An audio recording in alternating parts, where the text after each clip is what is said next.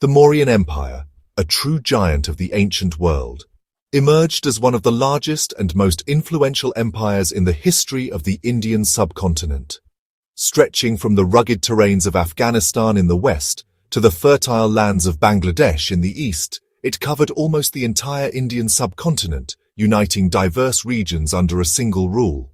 At its peak, the Mauryan Empire was not just a political entity, but a vibrant hub of culture, where art, philosophy, and intellectual pursuits flourished. It was also a center of bustling trade, connecting various parts of the subcontinent and beyond, fostering economic growth and innovation. The empire reached its zenith, its golden age, under the reign of the wise and influential Emperor Ashoka. Ashoka's journey began as that of a fierce conqueror, driven by ambition and the desire for territorial expansion. But the brutal and devastating Kalinga War, a conflict marked by immense suffering, changed him forever, shaking him to his very core. Horrified by the bloodshed and the immense human cost of war, he renounced violence, turning away from the path of conquest and embracing the teachings of Buddhism. This profound transformation reshaped his rule, leading him to govern with compassion and justice, and ultimately altering the empire's destiny. Ashoka's concept of Dharma became the guiding principle of his reign, promoting non-violence, respect for all living beings, and tolerance towards different faiths and beliefs. It was not just a religion, but a comprehensive code of ethical conduct designed to foster a just and harmonious society. His edicts, inscribed on pillars and rocks scattered throughout the empire, served as a means to spread these values far and wide, ensuring that his message of peace and righteousness reached every corner of the empire. Under Ashoka's enlightened leadership, the Mauryan Empire became a beacon of stability and prosperity, with well-maintained roads, accessible hospitals, and thriving trade networks that connected the empire and facilitated economic growth. His patronage and active promotion of Buddhism helped the religion spread far beyond the borders of India, influencing cultures and societies across Asia. For decades, the empire thrived, enjoying an era of unprecedented peace, unity, and prosperity under Ashoka's benevolent rule. But as history teaches us, golden ages, no matter how glorious, never last forever. The critical question loomed large. What would happen to the vast empire and its diverse people after Ashoka, its guiding light, was gone? The future and fate of the empire, with all its complexities and challenges, now rested precariously in the hands of his successors. The stage was set for a dramatic and potentially turbulent turn in the grand narrative of history, as the Mauryan Empire stood at a critical crossroads. After the death of the great Ashoka in 232 BCE, a significant turning point in Indian history, the once mighty Mauryan Empire, which had stretched across vast territories, began a slow and inexorable decline. His successors, unfortunately, lacked the extraordinary vision, the strong leadership, and the firm authority that Ashoka had possessed, struggling to maintain control and hold together a vast, incredibly diverse realm, fraught with internal tensions and external pressures. The central administration, once the bedrock of the empire's power, weakened considerably, and ambitious local governors, sensing the shift in power, began to eye independence, nurturing their own aspirations.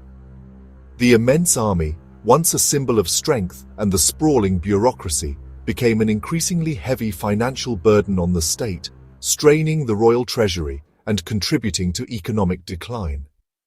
Devavarman, one of Ashoka's less notable successors, ruled only briefly, facing a mounting array of challenges and presiding over a fraying empire that was rapidly losing its grip. The crucial political unity that had defined the Mauryan era faded significantly as regional powers grew bolder and more assertive in their quest for autonomy and influence. It was into this atmosphere of turmoil and uncertainty that Shatadhanvan Maurya stepped around 195 BCE, a period of immense transition and upheaval. He inherited not a thriving empire, but a fractured and increasingly vulnerable kingdom, a mere shadow of the glorious empire that Ashoka had once forged through his wisdom and strength. The very spirit of unity, which had been the cornerstone of Mauryan power, was now conspicuously gone, replaced by rampant political ambition, internal conflict, and the ever-present threat of court intrigue. Shatadhanvan, therefore, faced challenges of immense proportions from the very beginning of his reign, and his time on the throne was certainly not destined to be remembered as a golden age of prosperity and expansion. He took the helm of a ship already battered by storms, as the empire navigated increasingly turbulent times and faced a multitude of crises on multiple fronts. His reign, though perhaps not glorious, would nevertheless prove to be a pivotal chapter in the unfolding Mauryan story. The empire's fate, teetering on the brink, hung precariously in the balance, its future uncertain. Shatadhanvan Maurya ruled a shrinking empire, fighting to hold on to what remained. His name, meaning he who possesses 100 bows, hints at a king forced into constant defense. Provinces broke away, local rulers declared independence, and the empire's core shrank. Shatadhanvan's reign was defined by survival, not expansion or grand achievements. With depleted resources and constant threats, he managed to hold the throne for 8 years, but the decline continued, setting the stage for the final collapse. The Mauryan dynasty was running out of time. After Shatadhanvan, his son Brihadratha became the last Mauryan emperor around 187 BCE. He inherited little more than a title. The empire was now a fragment, surrounded by ambitious new kingdoms. Brihadratha's reign was marked by further decline. His authority barely extended beyond the capital. Historical accounts describe him as weak, perhaps overwhelmed by the pressures of a crumbling state. He maintained the rituals and symbols of power, but the foundations were rotten. Loyalty among officials and commanders was fading. Brihadratha was a king in name, but powerless in reality. The empire's end was near, and internal decay would prove fatal. The curtain was about to fall on the Mauryan dynasty. The Mauryan Empire, once a beacon of power and prosperity across the Indian subcontinent, began its descent into decline. Its collapse wasn't due to a single factor, but was caused by a perfect storm of interconnected problems that gradually eroded its foundations.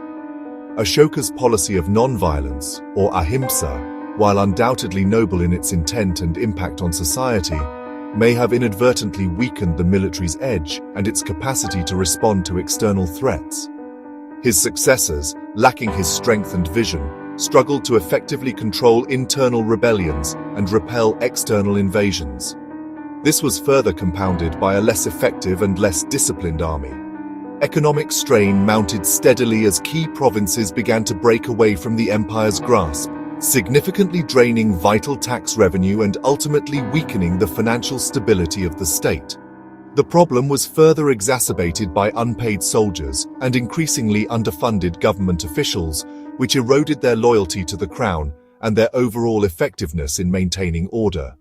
The empire's vast diversity, once a source of strength, gradually became a liability as the sense of unity dissolved and ambitious local leaders seized opportunities to assert their own power and independence. Adding to the chaos, Greek kings launched invasions from the northwest, while powerful new kingdoms began to rise in the south, challenging Mauryan dominance. The central government, weakened and fractured, could simply no longer effectively control its distant regions. Later emperors, unfortunately, lacked the charisma, political acumen, and strategic skill of their illustrious ancestors. Rampant internal rivalries within the court and increasingly weak leadership further hastened the empire's inevitable decline. The Mauryan Empire didn't collapse overnight in a single dramatic event. Rather, it was a slow, agonizing, and painful disintegration, a gradual erosion of power and influence. By the time Brihadratha ascended to the throne, the once mighty Mauryan state was little more than a hollow shell of its former glory. The end, at that point, was sadly inevitable. The Mauryan dynasty's end was sudden and violent. In 185 BCE, Brihadratha was betrayed by his own commander-in-chief, Pushyamitra Shunga. During a grand military parade, Pushyamitra assassinated the emperor in full view of the army. The soldiers, disillusioned and leaderless, did nothing to intervene. With Brihadratha dead, Pushyamitra declared himself ruler, founding the Shunga dynasty. Over 130 years of Mauryan rule ended in a single, shocking moment. This was more than a change of ruler. It was the end of an imperial era. The Mauryan Empire, once the unifier of India, was no more.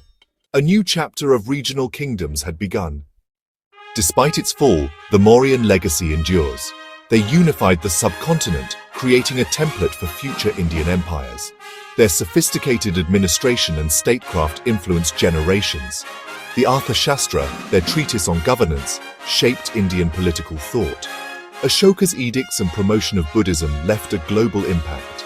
The lion capital of Ashoka remains India's national emblem, a symbol of peace and justice. The last Mauryan emperors remind us of the fragility of power. Their decline marks the end of a foundational chapter in Indian history. The Mauryan Empire set the standard for imperial rule and achievement.